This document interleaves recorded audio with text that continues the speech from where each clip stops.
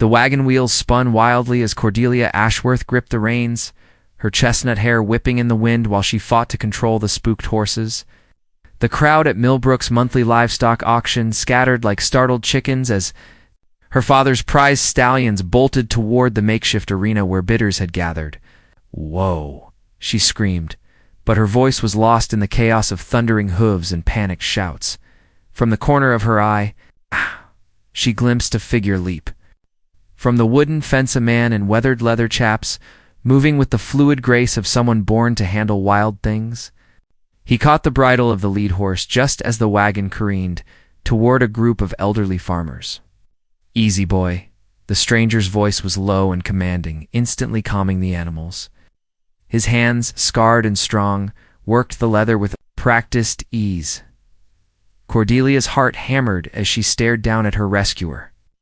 Beneath his wide-brimmed hat, piercing blue eyes met hers with an intensity that made her forget the near disaster. When he looked up at her, something electric passed. Between them, recognition without introduction, desire without permission. "Quinlan," she whispered, the name escaping her lips like a prayer she'd been saving her whole life. His hand stilled on the bridle.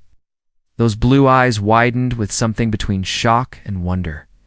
"How do you, ladies and gentlemen?" The auctioneer's voice boomed across the settling crowd. "This looks like we got ourselves some excitement today. Miss Cordelia's horses are fine, thanks to this here cowboy."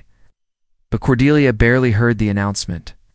She was lost in Quinlan's gaze, her mind reeling with confusion. She'd never seen this man before, yet his name had rolled off her tongue, as if she'd spoken it 1,000 times. His calloused fingers brushed against her gloved hand as he helped her down from the wagon, and the touch sent fire racing through her veins. "I don't understand," she murmured, her voice barely audible. Above the returning bustle of the auction, Who are you?" Quinlan Maverick had drifted into Millbrook 3 days ago, following rumors of work at the Ashworth Ranch. He'd planned to bid on some cattle, earn enough to keep moving west. But now, staring into this woman's amber eyes, he felt like he'd been struck by lightning. "I'm just a drifter," he said, though the words felt like lies. Inked. Something about her made him want to stay, to plant roots in this dusty village he'd intended to leave behind. "But you knew my name." The crowd pressed closer, curious about the dramatic rescue. But Quinlan and Cordelia remained frozen in their bubble of impossibility. Her father, Beaumont Ashworth, pushed through the throng with his usual bluster. "Cordelia, what in tarnation happened to you?" Beaumont's weathered face was flushed with concern and embarrassment. "These horses have never spooked like that. Papa, this is ... Cordelia began, then stopped. How could she introduce a man whose name she somehow knew, but whose story remained a mystery? "Quinlan Maverick, sir," he said, tipping his hat. "Just happened to be in the right place." Beaumont's expression shifted to calculation. "Maverick, you say? You looking for work, son? Any man who can handle my daughter's horses like that deserves consideration." Quinlan's gaze never left Cordelia's face. "Depends on what you're offering." That evening, Cordelia paced her bedroom like a caged wildcat, her mind churning with questions that had no logical answers. Through her lace curtains she could see the bunkhouse where her father had offered Quinlan temporary lodging. A single lantern glowed in the window, and she imagined him there. Those mysterious blue eyes haunting her thoughts. She'd tried to dismiss the strange recognition as mere fancy. But the feeling persisted like a splinter under her skin. "Out," whispered his name at the auction. It had felt as natural as breathing. Now, hours later, she couldn't shake the sensation that she'd been waiting her whole life for him to arrive. A soft knock interrupted her restless pacing. Miss Cordelia, her maid Opal, peered around the door. "Your father's asking for you in his study." Downstairs, Beaumont sat behind his mahogany desk, with a crystal tumbler of whiskey, his expression more serious than usual. "Close the door. Daughter, we need to talk." Cordelia settled into the leather chair across from him, her hands smoothing her emerald dinner dress. "If this is about what happened today, it's about that cowboy," Beaumont interrupted. "I've been asking around. Nobody in town knows him, but Jeremiah Walker says he saw a man matching his description to counties over last month. It was trouble with some cattle rustlers. Her heart clenched. Okay, what kind of trouble? The kind where good men end up dead, her father said grimly. Now, I'm not saying he's involved in anything unsavory, but a man with his skills doesn't just drift into town by accident, especially not when he can calm wild horses with a touch and handle himself like he was born fighting. Cordelia thought of those scarred hands, the way Quinlan had moved with deadly grace. There was violence in his past. She could see it in the set of his shoulders, the way his eyes constantly scanned for threats. But there was also something tender, something that had called to her soul. He saved my life today, she said quietly, and I'm grateful for that. But gratitude doesn't mean we throw caution to the wind. Beaumont leaned forward, his voice gentle but firm. I've seen the way you were looking at him, Cordelia. Like he hung the moon, but we don't know anything about this man. Before she could respond, a commotion erupted outside. Shouts and the sound of running feet sent both father and daughter to the window. In the moonlit yard, they saw Quinlan wrestling with two Menroof-looking strangers who'd apparently tried to break into the main house. Stay here, Beaumont ordered, grabbing his rifle from the gun cabinet. But Cordelia was already moving. Her father's warnings forgotten, she burst through the front door just as Quinlan delivered a powerful uppercut that sent one attacker sprawling in the dust. The second man drew a knife, the blade glinting silver in the moonlight. Behind you, Cordelia screamed. Quinlan spun, catching the knife-wielding attacker's wrist and twisting until the weapon clattered away. With fluid motion, he swept the man's legs and sent him crashing into the porch steps. Who sent you? Quinlan's voice was deadly calm as he pressed his boot against the man's throat. Answer me, or I'll make sure you never draw breath to threaten this family again. We just wanted ... double quotes. The man gasped. Asking. Quinlan pressed harder. Cassian Darrow. The man choked out. He knows you're here. He knows about the girl, Cordelia's. Blood turned to ice. She'd never heard the name Cassian Darrow, but the way Quinlan's face went white told her everything she needed to know. Get them out of here. Beaumont's voice cut through the tension as he emerged with his rifle trained on the intruders. And don't come back. As the defeated men limped away into the darkness, Quinlan turned to face Cordelia and her father. The lantern light, she could see the weight of secrets in his expression. I reckon I owe you both an explanation, he said quietly. Beaumont's grip tightened on his rifle. I reckon you do, but Cordelia stepped forward, her heart overriding her. Caution, not here. Too many years in town. She met Quinlan's gaze steadily. Tomorrow, meet me at Devil's Canyon at dawn, just the two of us. Cordelia, her father protested. Oh, Papa. This is bigger than cattle rustlers or drifters looking for work. She never broke eye contact with Quinlan. This is about why I knew his name before he told it to me. This is about why those men mentioned me specifically. Quinlan nodded slowly. Dawn it is. But Miss Ashworth, the truth might be more dangerous than not knowing. I'll take that risk, she said, her voice steady despite the tremor in her hands. The pre-dawn air was crisp with autumn's promise as Cordelia rode toward Devil's Canyon, her mare's hooves muffled by the thick carpet of fallen leaves. She'd barely slept, her mind spinning with fragments of dreams that felt more like memories, images of a man with blue eyes calling her name across a vast wilderness. The taste of goodbye kisses that lingered like smoke. Quinlan was already waiting. When she arrived, his horse grazing near the creek that wound through the canyon's base. He stood with his back to her, shoulders rigid with tension, and she knew he'd been wrestling with demons all night. You came, he said, without turning around. Did you think I wouldn't?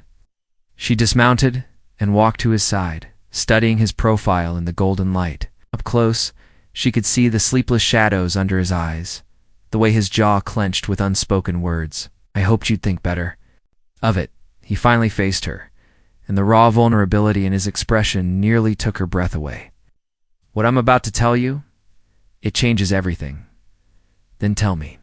She settled on a fallen log, her riding skirt spread around her like copper silk. Start with Cassian Darrow. Quinlan's hands clenched into fists. He's my half-brother. Same father, different mothers. He's been hunting me for 3 years. Because of what happened in Silver Creek, the words came slowly, painfully. There was a woman, ... Evangeline. She was engaged to Cassian, but he stopped, running a hand through his dark hair. She fell in love with me. Cordelia felt a sharp stab of jealousy that had no rational basis. What happened to her? Died trying to run away with me. The pain in his voice was raw, fresh as an open wound. Cassian caught up to us at the river crossing.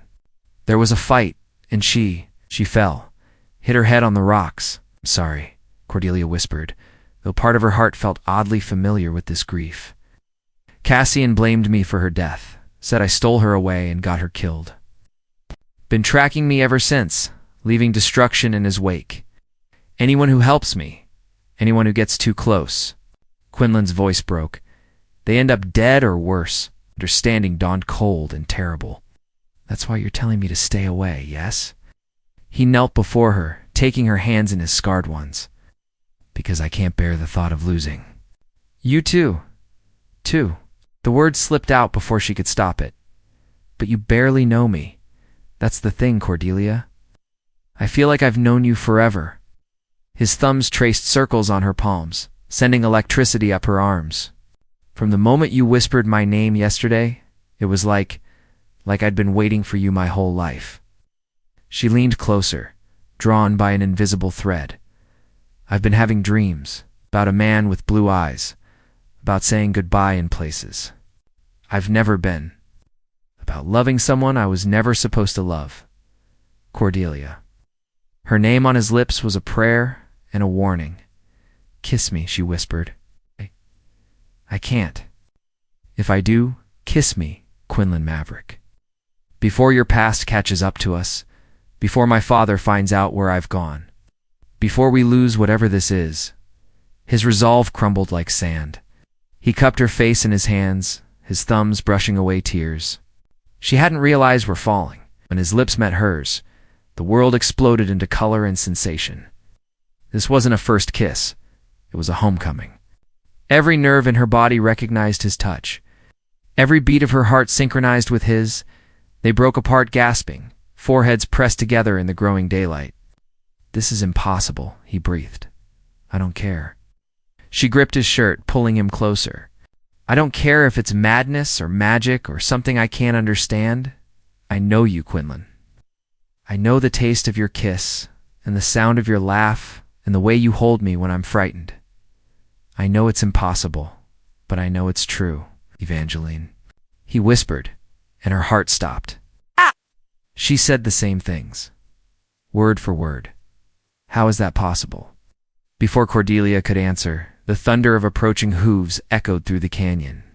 They sprang apart, both reaching for weapons. His gun, her riding Crepaz riders appeared on the canyon rim. Well, a familiar voice called down. Like my little brother found himself another lamb to lead to slaughter. Cassian. Darrow sat his black stallion like a king, surveying his domain, his face a cruel mirror of Quinlan's handsomer features. Behind him, 6 armed men spread out along the canyon's edge, cutting off all escape routes. Let her go, Cassian, Quinlan. Called up, positioning himself between Cordelia and the ridge. This is between you and me. Oh, but it's not. Cassian's laugh was cold as winter wind. You see, this lovely lady is the key to everything. It's the key to making you suffer like I've suffered. The key to breaking the curse that's bound us all. Curse? Cordelia whispered. Cassian's smile was terrible to behold. Hasn't he told you, sweetheart? About the gypsy woman who loved our father? About the price she paid when he abandoned her for another? About the spell she cast with her dying breath? Quinlan's face had gone ash-pale. Cordelia, get behind me. Oh, she knows already, Cassian continued, his voice carrying easily in the crisp air. Deep in her bones she knows. Because she's lived this before, haven't you, my dear? You're always the woman who loves him. Always the one who pays the price. Always the one who dies so he can suffer. The truth hit Cordelia like a physical blow. The dreams, the recognition. The impossible familiarity. She was trapped in an endless cycle of love and loss. doomed to find and lose Quinlan again and again until one of them found a way to break the pattern. "You're insane." Cordelia's voice shook despite her efforts to appear strong. But even as she spoke the words, memories that weren't quite memories flickered through her mind. Other faces, other names, other lifetimes of loving this man, only to lose him to tragedy. Am I? Cassian spurred his horse closer to the canyons. "Edge, tell me, Miss Ashworth, do you dream of drowning in a river that doesn't exist in Texas? Do you wake up tasting smoke from a fire that burned 200 years before you were born? Do you sometimes catch yourself speaking words in languages you've never learned?" Her silence was answer enough. "The gypsy woman was clever," Cassian continued, his voice echoing off the canyon walls. "She didn't just curse Quinlan to lose his true love over and over. She cursed me to be the instrument of that loss, to hunt him through lifetime after lifetime, destroying everything he touches, until he learns what it means to truly suffer. Then break it," Quinlan snarled, his gun trained on his brother. "End this madness and let us all be free." "The only way to break a curse of love is with love's sacrifice." Cassian's smile turned predatory. "One of you has to choose to die for, the other willingly, completely. With full knowledge of what that choice means." Cordelia felt the weight of countless deaths pressing down on her Elena, dying of fever in medieval Spain. Evelyn falling from a cliff in Scotland, Evangeline drowning. In that Colorado River? In every lifetime, she'd died loving him, but never by choice. Never with the power to change their fate. "I'll do it," she said quietly. "No." Quinlan's voice was raw with desperation. "Cordelia, no. I won't let you. It has to be willing." Cassian called down. "She has to choose death knowing she could choose life instead." "Then give her that choice." A new voice interrupted. Everyone turned as Beaumont Ashworth emerged from behind a boulder, his rifle trained on Cassian. Behind him came half a dozen of his ranch hands, all armed and ready for a fight. "Papa." Cordelia gasped. "How did you think I'd let my daughter ride out alone to meet a dangerous man?" Beaumont's eyes never left Cassian. "I've been tracking you since before dawn." Touching, Cassian sneered. "Da-da-da-da. But this doesn't change anything. The curse still stands. She still has to choose." "Maybe she does," Beaumont agreed. "But she's going to make that choice with all the facts, starting with the fact that this bastard killed 3 people in Millbrook 2 nights ago while you were playing hero at the auction." Quinlan's blood ran cold. "What? The Hendersons and old Mrs. Martinez? Found them this morning with their throats cut." Beaumont's voice was granite hard. "Sheriff tracked the killer's horse to the old mine shaft. Same black stallion the snake is riding." Cassian's expression shifted from smugness to rage. "They were asking too many questions about my brother. I couldn't risk you murdered innocent people," Cordelia whispered, horror and fury warring in her voice. "To maintain the integrity of the curse," Cassian snarled, "to ensure the pattern remained pure. You think this is about justice? This is about cosmic balance. This is about you being a murdering madman," Quinlan said flatly.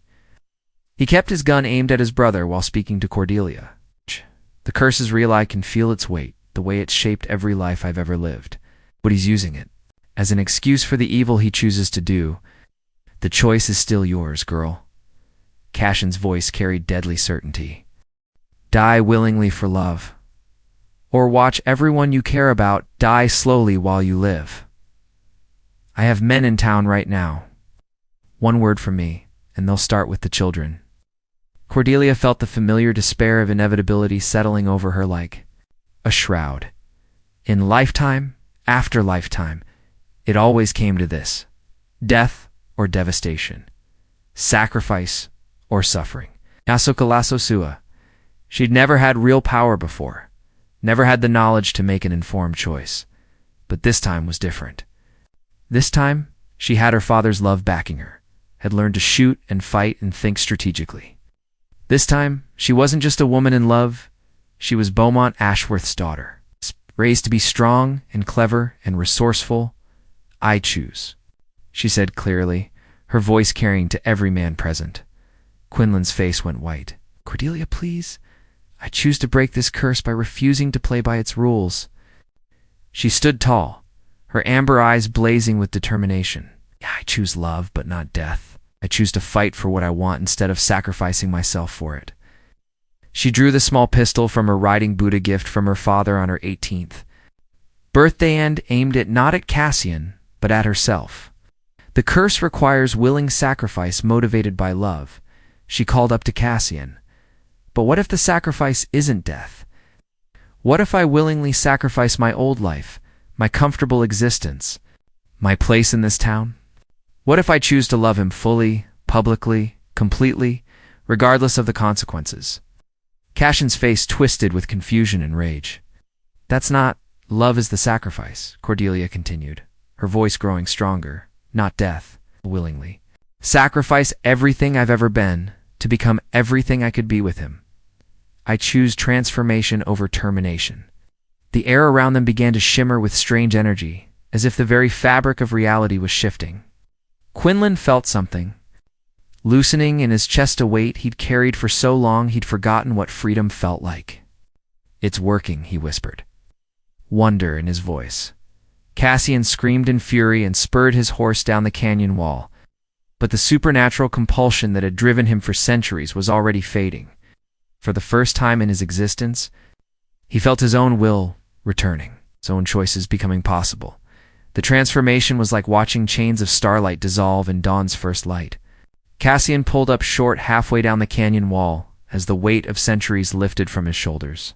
His face, moments before, twisted with malevolent purpose, suddenly reflected the confused horror of a man waking from a nightmare that had lasted lifetimes. What have I done? He whispered, staring at his hands as if seeing them clearly for the first time. Dear God, what have I become? Quinlan kept his gun trained on his brother, but his expression had shifted from deadly intent to cautious hope. Cassian, are you yourself again? The murders? Cassian's voice broke. Those people in town. I remember doing it, but it felt like watching someone else, ... Like I was trapped inside my own body while something else pulled the strings. He looked up at Cordelia with eyes that now held sanity instead of madness. How many innocents have died because of this curse? Too many, Beaumont said grimly, though he lowered his rifle slightly. But that's done now. Question is, what do we do going forward? Cordelia felt the strange energy still humming through the air, transforming not just Cassian, but something fundamental about the world itself. The memories of past lives were still there, but they felt distant now, stories she'd heard rather than traumas she'd endured. The crushing weight of inevitability had lifted, leaving her feeling light as air and twice as free. The curse is broken, she said with wonder, but the consequences of its existence remain. Cassian, you'll have to answer for what you've done. I know. He dismounted slowly, his hands raised to show he meant no harm. I'll confess everything to the sheriff, except whatever justice comes. Justice isn't just about punishment, Quinlan said quietly, holstering his weapon. It's about making things right where you can. He studied his brother's face, searching for signs of the old madness. You have skills, abilities. Maybe there's a way to use them for good instead of destruction. Before Cassian could respond, one of Beaumont's ranch hands came thundering into the canyon on horseback. Boss, you need to come quick. The hole. Hendrick's family is pinned down by outlaws at their homestead. They're asking for help. Beaumont's jaw tightened. How many outlaws? Looks like 8 or 10, sir. They've got the family barricaded in the root cellar, but they won't hold out long. Cordelia saw the opportunity before anyone else. This is it, she said, looking between Quinlan and Cassian. This is how we start making things right. Cassian's eyes widened with understanding. You want me to help rescue them? I want you to prove that the man you are now is different from the monster you were compelled to be, she corrected. But it has to be your choice. Real redemption can't be forced any more than real love can. Quinlan nodded slowly. She's right. The curse made us all prisoners of fate. Now we have the chance to choose who we want to be. Cassian was quiet for a long moment, staring at his hands, hands that had killed innocent people, hands that could now choose to save lives instead. I'll help, he said finally, but I won't carry a gun. Oh, I don't trust myself with one yet. You won't need one, Quinlan said, surprising everyone. You are always better with a rope than with a pistol. Better at strategy than shooting. Admission hung in the Iraq acknowledgement that beneath the supernatural hatred, they had once been brothers who knew each other's strengths. Cordelia stays here, Beaumont declared. Like hell I do. She was already moving toward her horse. Those outlaws are hurting innocent people. I know how to shoot, and I know the Hendricks property better than any of you. It's too dangerous, Papa. I just broke a supernatural curse by refusing to be a passive victim, she said dryly. I'm not about to start being one now. Quinlan caught her hand as she passed him. If you're coming, you stay close to me. No heroics, says the man who threw himself at runaway horses to save a stranger. But she squeezed his fingers, accepting his protection even as she claimed her. Independence, the ride to the Hendricks homestead was tense with possibility. Cordelia found herself riding between Quinlan and Cassian, acutely aware of the supernatural threads that had once bound them all in tragedy, now transforming into something entirely new. The possibility of genuine family, real love, chosen justice. When they crested the hill overlooking the besieged farmhouse, she could see the tactical situation clearly. The outlaws had positioned themselves poorly, were concerned with terrorizing the trapped family than defending against rescue attempts. There she pointed to a gulch that would provide cover. We can approach from the west without being seen. Good. Cassian said admiringly, and she felt a strange warmth at the approval from this man, who had been their destroyer in other lives. Beaumont laid out the plan quickly. Quinlan and I'll circle around to the north. Cassian, you take Jim and Bob through that gulch, Cordelia spotted. Create a distraction while we get the family out. What about me? Cordelia demanded. You're going to do the most important job, Quinlan said seriously. You're going to be our ace in the hole. Position yourself where you can cover all our exits. If this goes wrong, if someone gets hurt, we need someone with a clear head and steady aim to get us all home. It wasn't the passive role she'd feared. It was the role of guardian, protector, the one who made sure love won over violence. Looking into Quinlan's eyes, she realized this was his way of honoring both her strength and their partnership, trusting her with everyone's lives while keeping her positioned to survive if the worst happened. I can do that, she said, as they prepared to separate. Quinlan caught her chin in his calloused hand. When this is over, he said quietly, we're going to have a long talk about what comes next. About whether you really want to tie your life to a man with my past. When this is over, she replied, we're going to have a long talk about building a future that's nothing like our past. He kissed her then, quick and fierce and full of promise. The rescue unfolded with the precision of a well-choreographed dance. Cordelia positioned herself on a rocky outcrop that gave her a clear view of the entire homestead, rifle steady in her hands. From her vantage point, she could see everything the Hendricks family huddled in their root cellar. The outlaws spread carelessly around the property, and her own people moving into position with deadly quiet efficiency. The transformation in Cassian was remarkable to witness. Gone was the wild unpredictability of a man driven by supernatural compulsion. In its place was the controlled precision of someone who understood strategy and timing. He moved through the gulch like a shadow, directing Beaumont's men with subtle hand signals that spoke of military experience. When the attack came, it was swift and decisive. Quinlan and her father emerged from the north just as Cassian's group created their distraction from the west. It's caught between two forces. The outlaws found themselves outmaneuvered and outfought within minutes. But then everything went sideways. One of the outlaws, a desperate man with nothing left to lose, broke from the main group and ran straight for the root cellar where the Hendricks family was hiding. Cordelia could see his intention clearly. If he couldn't escape, he'd take hostages. Or worse. Without hesitation, she took the shot. The crack of her rifle echoed across the valley. The outlaw stumbled and fell, his weapon skittering away across the dusty ground. It wasn't a killing shot. She'd aimed for his shoulder, wanting to stop him without taking a life, but it was enough. That's my girl. She heard her father's voice carry on the wind, pride and love evident in every word. The remaining outlaws surrendered quickly once they realized they were outnumbered and outgunned.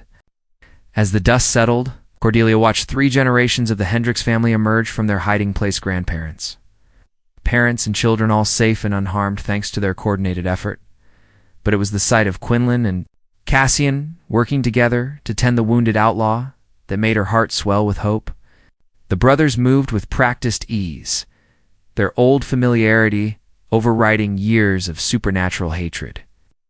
For the first time, she could see what they might have been if not for the curse partners.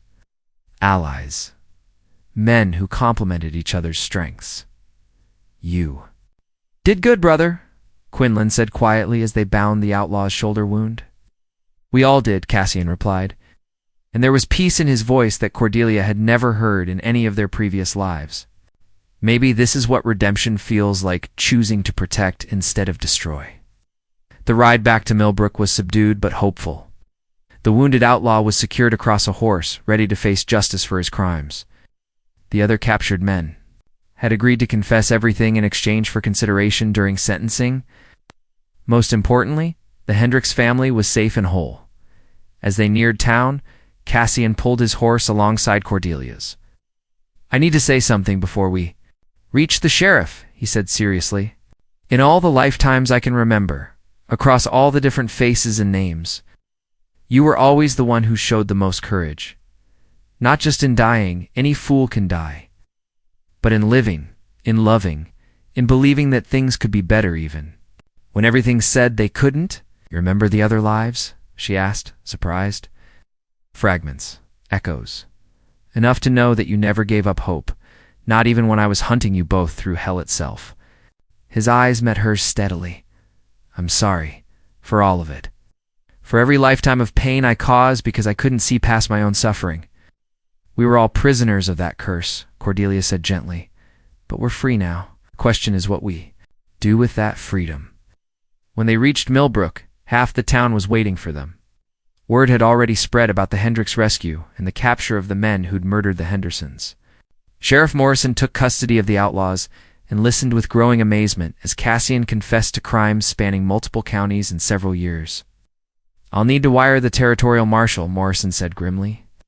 "This is bigger than anything our local court can handle." "I understand," Cassian replied. "I'm prepared to face whatever consequences come." As the sheriff led the prisoners away, Beaumont placed a hand on his daughter's shoulder. "You realize the whole town's talking about how you rode out to rescue the Hendricks family," he said with a mixture of pride and concern.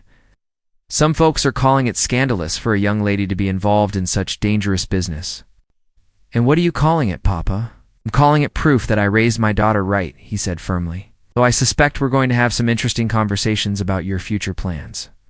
Cordelia looked across the dusty street to where Quinlan was tending to the horses, his movements efficient and graceful in the afternoon light. When he looked up and caught her watching him, the smile that spread across his face made her heart skip. "I think those conversations are going to be very interesting indeed." She agreed. That evening, as the sun painted the sky in shades of gold and crimson, Cordelia found herself back at Devil's Canyon. This time, she wasn't running toward danger or fleeing from it. She was simply choosing to be in the place where her new life had truly begun. Quinlan was waiting for her, as she'd somehow known he would be. He sat on the same fallen log where she'd first heard the truth about their cursed past, but now his posture spoke of peace rather than torment. "So," she said, settling beside him with her skirts arranged carefully around her legs. "What happens? Now we figure out how to build a life worth living," he said, taking her hand in his. "Now we discover who we are when we're not defined by tragedy." 3 months later, Cordelia stood in her wedding dress before the mirror in her childhood bedroom, her reflection shimmering with nervous excitement.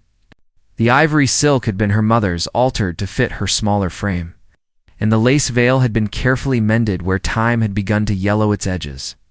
But it was the expression on her face that would have made her mother proud, pure joy unmarred by the shadows of past lives and broken curses.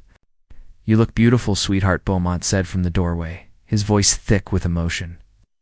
In his hand was a telegram that had arrived that morning, news from the territorial capital. "Ashton's been sentenced to 5 years of supervised service helping to establish schools in frontier territories. Seems the judge was impressed by his testimony about the curse and his role in stopping those outlaws. Cordelia felt a warm glow of satisfaction. He's found his path to redemption. I'm glad for him. There's more, Beaumont continued, unfolding the telegram completely. He's asked permission to attend the wedding, says he has something that belongs to you, something that's been passed down through all the cursed lifetimes. Before she could ask what he meant, a commotion outside drew their attention to the window. The entire town had gathered in the street below, preparing for the most talked-about wedding Millbrook had seen in decades. What made it remarkable wasn't just the romance of it, though the story of the cowboy who'd saved the banker's daughter from runaway horses had grown more dramatic with each telling. It was the way the couple had transformed their community. Quinlan had used his skills and knowledge from countless lifetimes to help struggling ranchers improve their herds and methods. Cordelia had started a school for the children of farm workers, teaching them reading and arithmetic alongside practical skills. Together, they'd turned their supernatural knowledge into very earthly good works. Miss Cordelia? Opal appeared in the doorway with a small wrapped package. This just arrived by special courier. The gentleman said it was from someone named Cassian. With trembling fingers, Cordelia unwrapped the package. Inside was an antique locket, its silver surface worn smooth by countless hands, but still beautiful. When she opened it, she gasped. One side held a miniature painting of a woman with amber eyes and chestnut hair herself, but not herself. The other side contained a lock of dark hair and a tiny inscription. Love transcends all boundaries of time and death. It's from our first life together, she whispered, understanding flooding through her. Before the curse, before the tragedy, when we were just two people who loved each other. Beaumont's eyes misted. Then you should wear it today, to remember that this love was always meant to be the curse, just delayed it for a while. As he fastened the locket around her neck, Cordelia felt the last piece of her past settling into place. She was no longer a woman defined by tragic endings and supernatural compulsions. She was simply Cordelia Ashworth, about to become Cordelia Maverick. Ready to write her own story with the man she'd chosen across lifetimes, the church bells began to ring, calling the community together for the celebration. Through her window, she could see Quinlan waiting on the church steps in his best black suit, looking handsome enough to steal breath and steady enough to anchor dreams. When he looked up at her window and smiled, she felt the familiar flutter of recognition, but this time it carried no shadow of doom, only the promise of shared tomorrows.